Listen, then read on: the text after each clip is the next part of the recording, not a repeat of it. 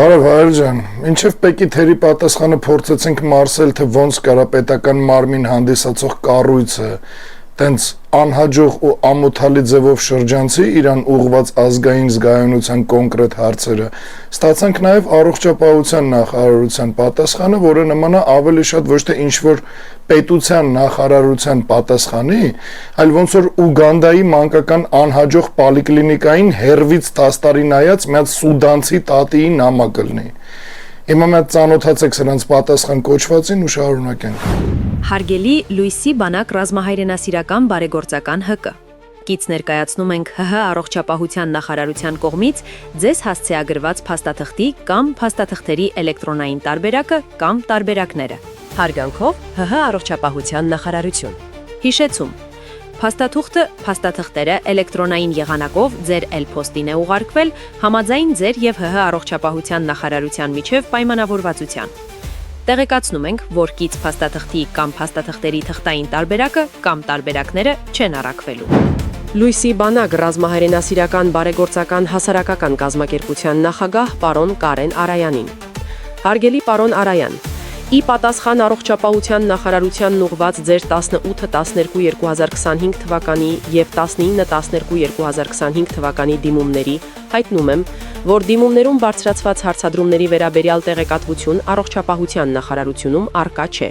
Ինչ վերաբերում է բժշկական օգնության եւ սպասարկմանը, ապա բնակչության բժշկական օգնության եւ սպասարկման մասին օրենքի հոդված 2-ի 1-րդ մասի 14-րդ կետի համաձայն պացիենտի առողջական վիճակի մասին կամ բժշկական օգնություն եւ սպասարկում ստանալու համար դիմելու կամ ստանալու մասին, ինչպես նաեւ բժշկական օգնություն եւ սպասարկում իրականացնելու ընթացքում պարզված տվյալները հանդիսանում են բժշկական գաղտնիք։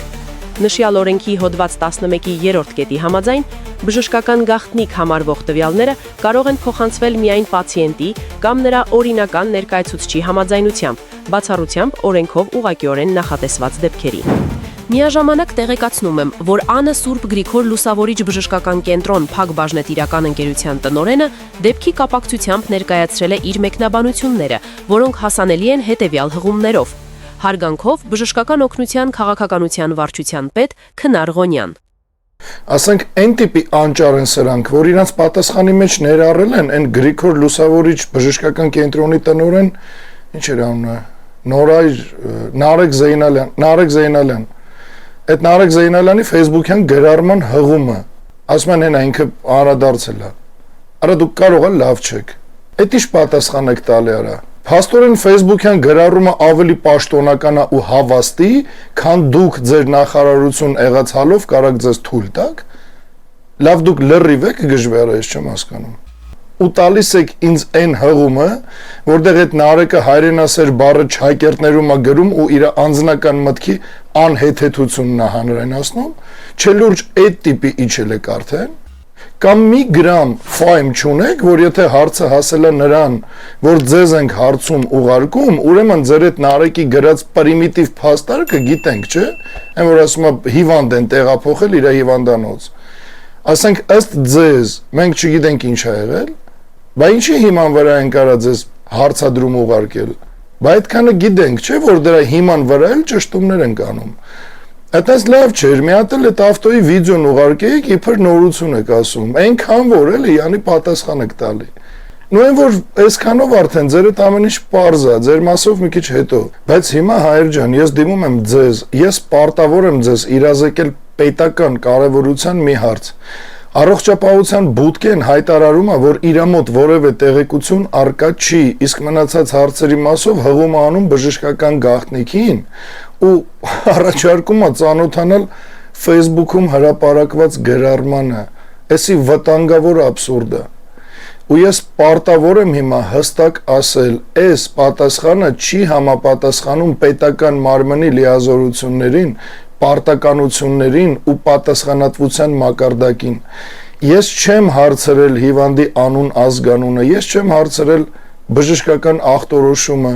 ես հարցրել եմ ով ինչ որոշմամբ ու ինչ իրավական հիմքով է թույլ տվել թուրքական պետական բժշկական մեքենայի մուտքն ու տեղաշարժը Հայաստանի Հանրապետությունում։ Ու սրանց այս ուղարկած պատասխան կոչվածը բովանդակային առումով թերի է, ինստիտուցիոնալ առումով անպատասխանատու է, իսկ պետական մտածելակերպի տեսանկյունից ուղղակի անընդունելի է։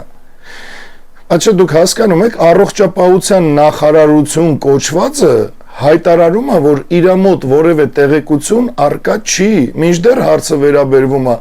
օտար պետության բժշկական մեքենայի մուտքին, Հայաստանի Հանրապետության տարածքում ազատ տեղաշարժին ու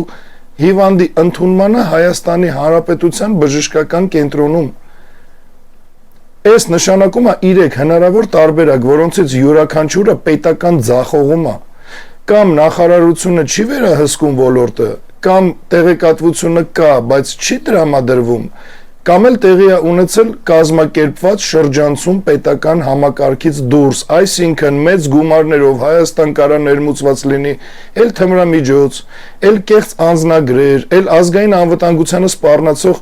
անձիկ կամ ռազմական սարքավորումներ ու սենց անվերջ կարամ թվարկեմ, հիմնվելով սրանց խուսափողական պատասխաններ տալուց ծնվող տրամաբանական ու հիմնավոր կասկածների վրա։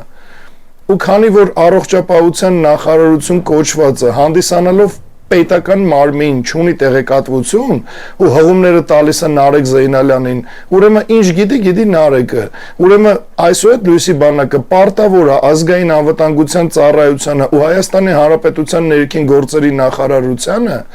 լուրջ կասկածների հիման վրա դիմում ներկայացնի, որ մի հատ էս Նարեկ Զեյնալյանին հələ ստուգեն հարցականեն տենան, այդ ինչ ինքը գիտի, որ պետական նախարարությունը տեղյակ չի։ Ու հիմա պատրաստվող Պեկին ու առողջապահության նախարարությանը նորովի ուղարկվող հարցադրումների դիմումներին զուգահեռ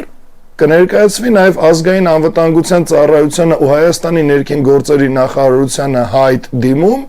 որ հələ մի հատ էս Նարեկին հարցաքննեք, տենակ էդ ինչ կա, բա ումից իմանանք, արա լավ։ Ու ոնց որ այս դիմումները տենց էլ այդ հայտը երկուշաբթի ու երեքշաբթի օրերին, այսինքն 2025 թվականի դեկտեմբերի 29-ին ու 30-ին կհասնեն իրենց հասցեատերերին։ Հələ տենանք էս ինչ կա ընդհանրապես։ Որովհետև պատասխանների այս տարբերակները ոչ մի տեսանկյունից ու ոչ մի ձևով ընդունելի չեն։ Ու սրանք այնքան անգրագետ են, որ անգամ չեն հասկանում բժշկական գաղտնիք ասվածի ճիշտ ընկալումն ու կիրառումը։ Լույսի բանակը չի պահանջել հիվանդի անձնական տվյալները, անգամ դիմումի մեջ, որ պահանջել ենք փաստաթղթերի իրավական գոյության փաստը հիմնավորող ապացույցները, հայերեն բառերով շեշտել ենք, որ առանց հիվանդի անձնական տվյալները հրապարակելու։ Մենք պահանջել ենք իրավական հիմքեր, գործընթացի կազմակերպիչ մարմինների մասին տեղեկություն ու այս ամբողջ պատմության հետ կապված ինստիտուցիոնալ որոշումներ, իսկ դրանք բժշկական գաղտնիք չեն, այդ տագետներ։ Այսինքն նախարարություն կոչվածը միտումնավոր խառնում է բժշկական գաղտնիքը ու պետական պատասխանատվությունը, ինչը զուտ իրավական մանիպուլյացիա է։ Իրանց կարճ խելքով եկել են, ոնց որ ասում են, սատանի մայլեն քանդերբազություն են անում։ Արա դուք այդ տիպի մեծ տեղը չեք բերում։ Պաշտոնական դիրքորոշման փոխարեն Facebook-ի հղումներ են տալի արա։ Պետական մարմինը մեզ ուղղորդում է սոցիալական ցանցերում արված մեկնաբանություններին ու գրառումներին ծանոթանալու, այդ ոչ իրավական փաստաթուղթ է, ոչ պետական պարզաբանում է, ոչ էլ պատասխան է քաղաքացու պաշտոնական դիմումին։ Այս քաղաքական անպատասխանատվության ու անինքնասիրության բարձրագույն դրսևորումը, այս պետական ինստիտուտի արժե զրկումը ու հենց իրանց սեփական ձեռներով։ Սրանք այս պատասխանով ցույց տվեցին, որ ուղղակի թքած ունեն ազգային անվտանգության ու հանրային պահանջի վրա։ Սրանց այս պատասխան կոչված մակուլատուրայում ոչ մի բառ չկա անվտանգության ռիսկերի մասին, միջպետական առանձնահատուկ հարաբերությունների մասին, թուրքական պետական մեքենայի մուտքի բացառիկության մասին։ Այսինքն հարցը դիտարկվել է որպես սովորական բուժ սպասարկում։ Իսկ դա քաղաքականապես ու ռազմավարականորեն անընդունելի է։ Երբ առողջապահության նախարարությունը ասում է տեղեկատվություն չունենք, դա նշանակում է, որ կամ պետական համակարգը չի վերահսկում սեփական տարածքում կատարվող գործընթացները, կամ էլ հանրությունից դիտավորյալ թաքցվում է ճշմարտությունը։ Երկու տարբերակն էլ վտանգավոր են պետության համար։ պետական մարմինը չի կարա թաքնվի բժշկական գաղտնիք հասկացողության հետևը, երբ խոսքը վերաբերվում է ազգային անվտանգության, միջպետական հարաբերությունների ու հանրային վստահության հարցերին։ Ու վերջապես պետական պաշտոնական պատասխանը չի կարա փոխարինվի Facebook-յան հղումներով, այս պետությունը արա ոչ թե on-line մեկնաբանությունների հարթակ։ Ու հիմա ես հրապարակայնորեն հայտարարում եմ, որ այս պատասխանը բավարար չի։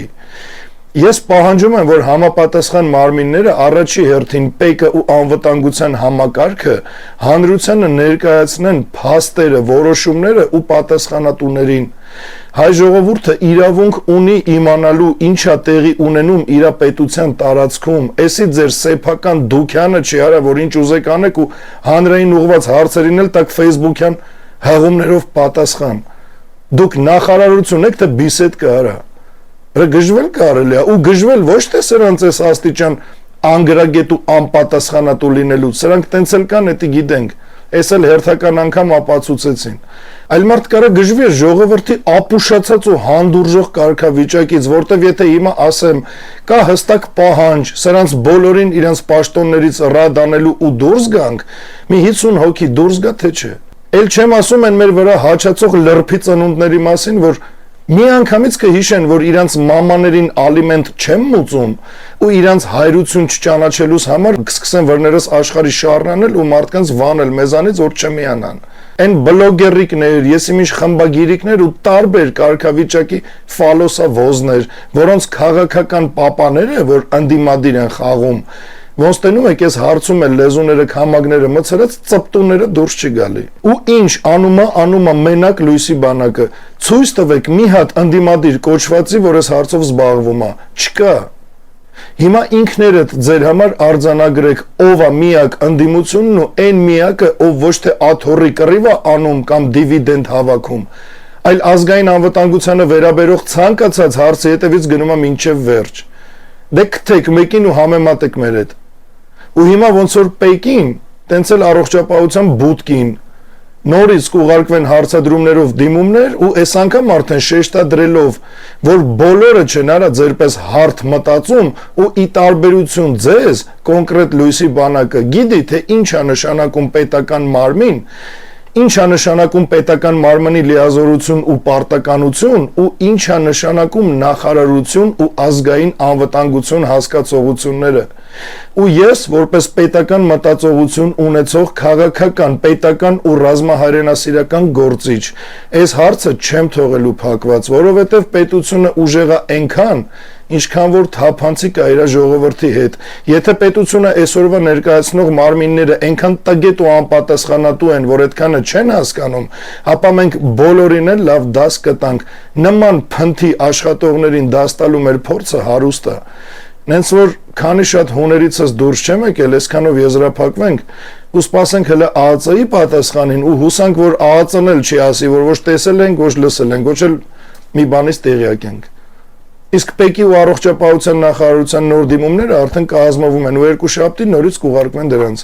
Դրա հետ զուգահեռ հələ մի հատ հայտ կներկայացնենք, այս նահարակին էլ հարցնեն տենանետ ինքը ինչ գիտի ավել, քան պետական նախարարությունները։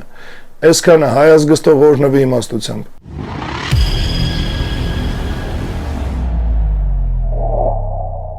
Սիրելի հայրենակիցներ, հետևեք մեզ հետևյալ հարթակներում՝ Telegram, Լույսի բանակի պաշտոնական և Կարեն Արայանի անձնական ալիքներին, YouTube, Լույսի բանակի լրատվական և Կարեն Արայանի պաշտոնական ալիքներին, Լույսի բանակի գործունեությանը, Սիրուս ջոկատներին և վերածննդի շարժմանը ֆինանսապես աջակցելու համար Իդրամ, ID Bank, Ineco Bank, Sberbank և PayPal։ Շնորհակալ ենք բոլոր մեր գաղափարակիցներին և աջակիցներին։ Բարձրյալ նորմի յուրաքանչյուրիդ։